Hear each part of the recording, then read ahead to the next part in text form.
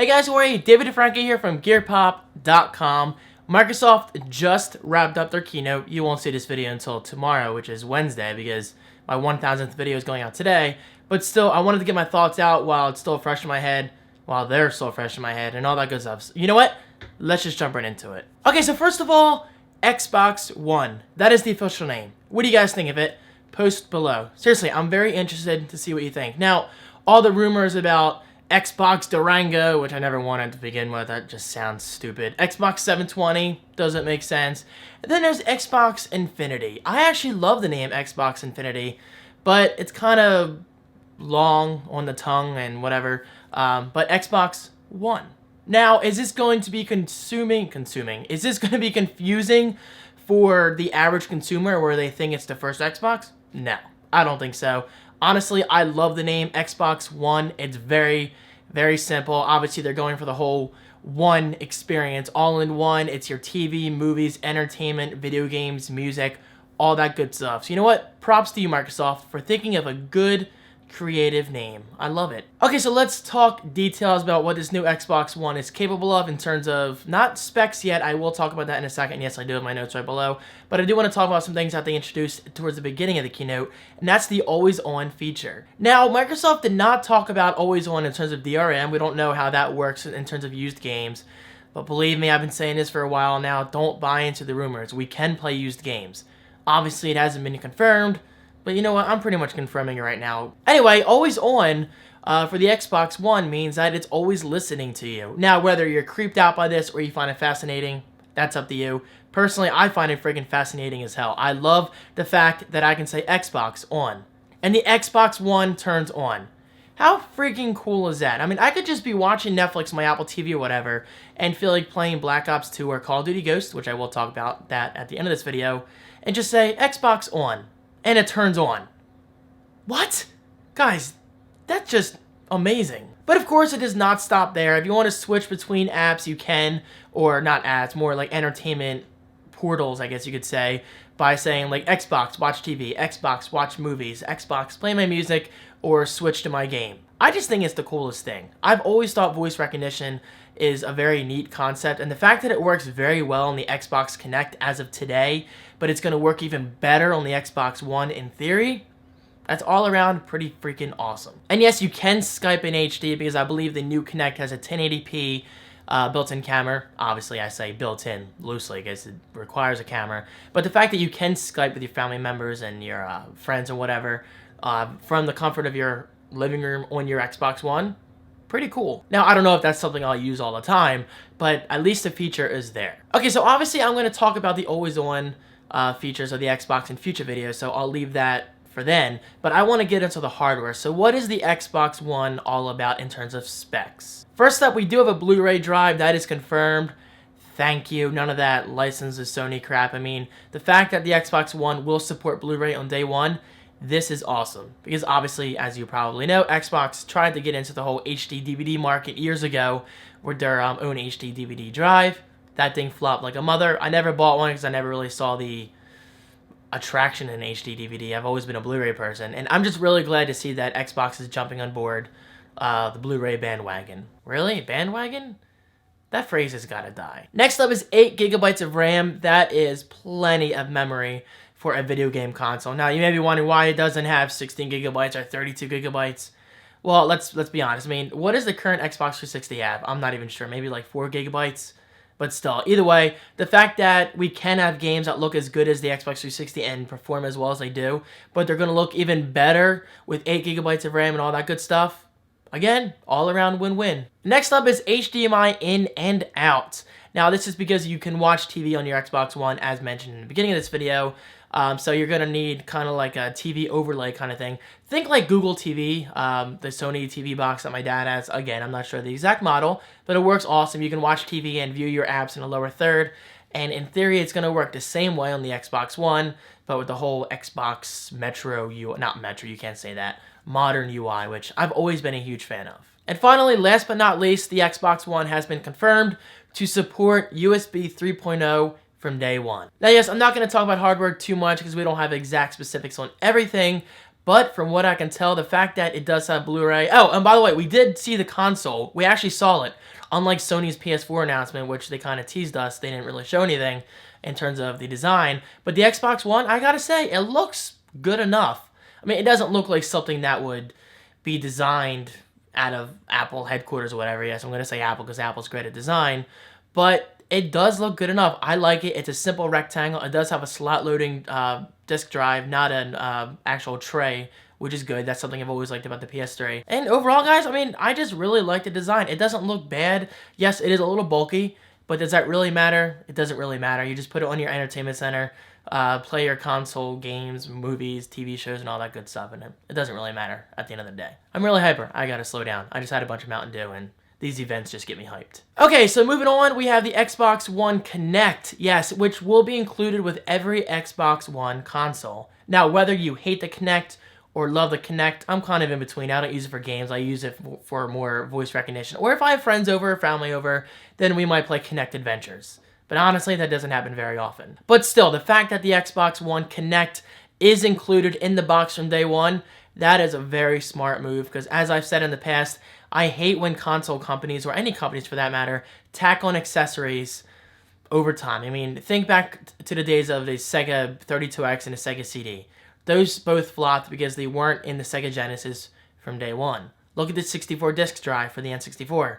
It never ever made it to the US as far as I know, because it flopped in Japan. And then look at the PS2 network adapter on the PS2. That, I think, saw a pretty good success, but it wasn't included from day one. What I'm trying to say here is the fact that it is included at launch day, that's just a really, really good thing. Props, Microsoft. Next up is the Xbox One controller. I'm not going to talk about this too much, but I will say I love the Xbox 360 controller, and the Xbox One controller looks very similar with a few modifications. The actual analog sticks, the actual analog sticks looks really nice. They have like little, dare I say, nipples. They have like a bunch of tiny little nipples around the top. What is the word, guys? Nipples, nubs, nibs? I don't know. But still, it does look nice. Now, I don't know specifics about which buttons do which, in terms of the Xbox guide button and the switch to TV button, all that stuff. But I will make future videos on that, I promise, as soon as we get more details. And now let's talk Xbox Live. Guys, as you probably know, I am a huge fan of Xbox Live. It's probably my favorite thing about the Xbox 360 besides the controller and slick user interface. Everything is just integrated very well with Xbox Live. I have actually been an original Xbox Live user since back in the day. I mean, I went maybe like a month or two without renewing my subscription, which I feel like an idiot for because I wish I would have had like a clean track record just all the way through, because I've changed my gamer tag a couple times since I was younger. I was young. Stupid, all that good stuff. Anyway, getting to the point, Xbox Live looks sweet. I didn't see too much at the keynote because I was busy eating my lunch and interacting in my chat room over at ddvarka.com/live. But from what I can see, it's going to have DVR functionality built in, which is obviously awesome for everyone who wants to create content for YouTube and Twitch.tv and wherever else you want to stream your content. Oh, speaking of streaming, I don't know if you can stream your content. Huh. I may have missed that. Can you? Okay, so honestly, I don't know how often I'm going to use that. But still, at least a feature is there. I like having features there that I could possibly use someday. And then, of course, yes, we have all the other Xbox Live things, the, games marketplace, your Xbox Live friends list. They didn't talk about specifics, but I'm guessing we'll see that in E3, which is only a couple weeks from now.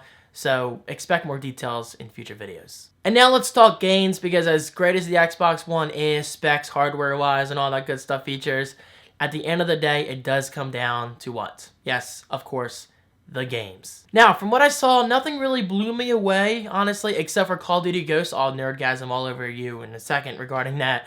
But they did show Forza 5, which has been confirmed to be released at the Xbox One's launch. So that is really good. The fact that they have a huge title at launch, that is just all around a very good thing. I'm kind of tripping over my words. But okay, next up is Quantum Break. I don't really know much about this game, but it looks pretty sweet from the teaser they showed. And finally, last but not least, yes, they did talk about a bunch of sports games, NFL, soccer, all that stuff. I'm not going to concentrate on that. You can just Google that because I'm not a big sports person. But either way, Call of Duty Ghosts definitely stole the show in the games department. I loved every minute of it. Okay, so from what we've seen in the in-house development team and the creative process videos that they showed, it is confirmed to be, again, 60 frames per second.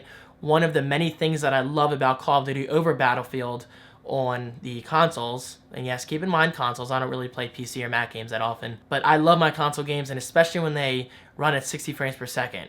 That's just freaking amazing. Seriously, I really, really appreciate that. It's silky smooth gameplay. Next up are dynamic maps. Now, I'm not sure how to explain this, but apparently multiplayer is going to be a very new experience, a very fresh and unique, because the environment is always changing.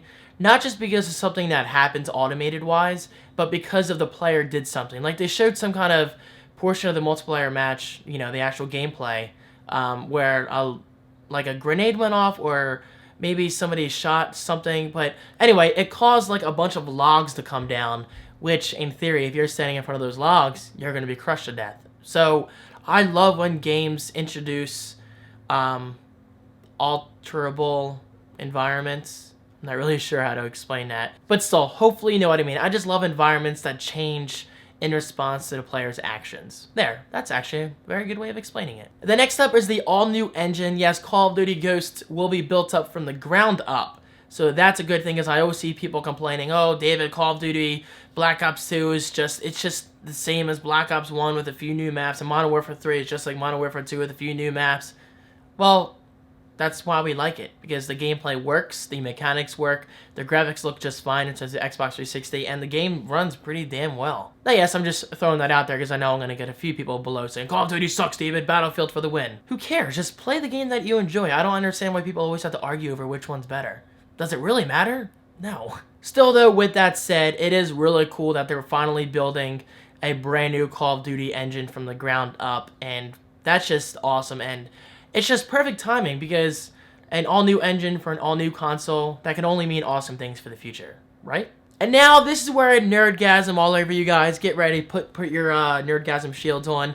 They did show in-game gameplay of Call of Duty Ghost. Actually, pretty much all they showed was gameplay, which is a very good thing, because I hate when they trick us with CG trailers and stuff. But this was actual gameplay, and through the gameplays, they showed up-close character models of this guy where he had his arm hairs. You could actually see the arm hair, and they showed it in comparison to Modern Warfare 3. So going from something like Modern Warfare 3 to Call of Duty Ghosts, it's incredible, guys. It's literally like night and day. It's an amazing difference. So yes, anyway, getting back on topic, you can see the actual individual arm hairs on the character models. You can actually see scars and wounds on their hands after, you know, battling, knifing, or whatever. And you can even see the freaking veins in the guy's arm. I mean, I was seriously nerdgasming all over my desk. It just looked incredible. And now, guys, let's talk about dogs. Dogs? Well, yes, dogs. Because one of the main focuses of Call of Duty Ghost is the fact that you will have a dog companion throughout the whole game. Well, I say whole game, but somebody tweeted just now saying that how much you want to make a bet that the dog eventually dies in the game. Well, yes, sad, it's probably going to happen, and I know that's going to be emotional because I love dogs and I don't like seeing dogs die, obviously. But still, it's going to look great having an actual dog with you in the game. That is a first for the Call of Duty series besides the kill streak and score streaks of dogs. This is actually going to look pretty freaking awesome. And yes, the dogs actually show scars themselves. I mean, if you look up close in the screenshots, you can see scars on the dog's snout and whatever, and scratch marks on its face from being in battle and whatever. And again, freaking awesome. And now, wrapping up the keynote, we did have Steven Spielberg up on stage. I quote stage because he couldn't be there, but they showed a video of him. He was basically announcing that he will be directing, I believe directing, a live-action Halo TV series exclusive to the Xbox brand. Awesome. I mean, Halo, Xbox, exclusivity.